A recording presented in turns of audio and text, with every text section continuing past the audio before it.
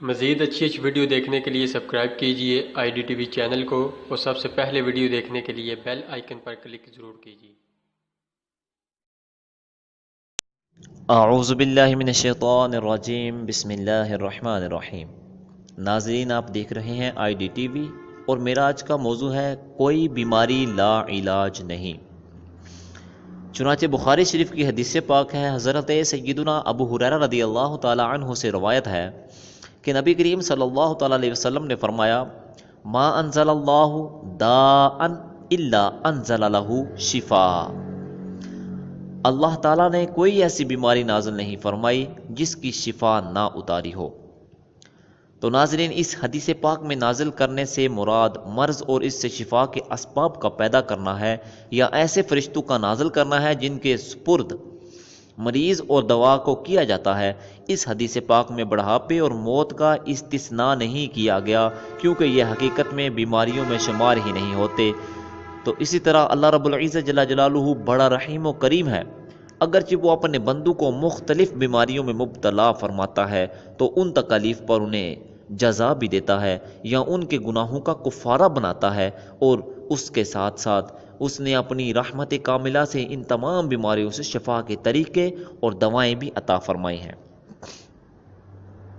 اطباء کے نزدیک جسم انسانی کا اپنے طبعی حالت سے نکل جانا مرض کہلاتا ہے، اس کو اپنی اصلی حالت پر لوٹانا علاج کہلاتا ہے، اور جسم کو اپنے طبعی حالت پر قائم رکھنا حفظ صحت ہے، جو غذا اور جسم سے متعلق دوسری چیزوں کی درستگی کے بغیر ممکن نہیں۔ اور اگر جسم کی حالت بگڑ جائے تو مرض کو ختم کرنے والی موافق دوا کے ذریعے ہی اس کو بہتر کیا جا سکتا ہے، جیسا کہ حدیث پاک میں ہے، لِكُلِّ دَاءٍ دَوَاءٌ فَإِذَا أُصِيبَ دَوَاءُ الدَّاءِ بَرَّأَ بِإِذْنِ اللَّهِ عَزَّ وَجَلَّ۔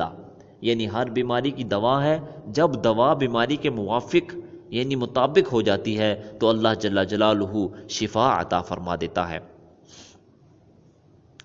تو اب سوال پیدا ہوتا ہے، کیا کوئی مرض لا علاج نہیں؟ تو عام طور پر ڈاکٹرز بہت سے امراض کے متعلق کہہ دیتے ہیں کہ یہ مرض لا علاج ہے، لیکن مذکورہ بالا حدیث پاک سے یہ بات واضح ہو گئی کہ اللہ جل جلالہ نے ہر مرض کی دوا پیدا فرمائی ہے۔ پس جب مریض کو مرض کے موافق دوسرا دوا میسر آ جائے گی تو اللہ جل جلالہ کے اذن سے شفا بھی نصیب ہو جائے گی۔ اور جو بہت سے لوگ علاج کے باوجود صحت مند نہیں ہوتے، اس کی وجہ یہ نہیں کہ اس مرض کی دوا نہیں ہے، بلکہ وہ اس مرض کی دوا اور طریقہ علاج سے ناواقفیت کی بنا پر صحت مند نہیں ہوتے۔ بات کا خیال رکھنا ضروری ہے کہ علاج میں حرام چیزوں سے اجتناب کیا جائے، جیسا کہ حدیث پاک میں ہے، ان اللہ خلق الداء والدواء فتداووا ولا تتداووا بحرام۔ بے شک اللہ تعالیٰ نے بیماری اور دوا کو پیدا فرمایا ہے، پس علاج کرو مگر حرام سے علاج نہ کرو۔ تو اب کیا علاج کروانا توکل علی اللہ یعنی اللہ پر بھروسہ کرنے کے خلاف ہے؟ تو اس پر علامہ ملا علی قاری رحمۃ اللہ تعالی علیہ فرماتے ہیں کہ علاج کے لیے دوا وغیرہ کے اسباب اختیار کرنا توکل کے خلاف نہیں، جیسا کہ بھوک مٹانے کے لیے کھانا کھایا اور پیاس بجھانے کے لیے پانی پیا جاتا ہے۔ امام حارث محاسبی رحمۃ اللہ تعالی علیہ فرماتے ہیں کہ توکل کرنے والے کو چاہیے کہ سید المتوکلین صلی اللہ تعالی علیہ وسلم کی اقتداء یعنی اتباع میں علاج کروائے۔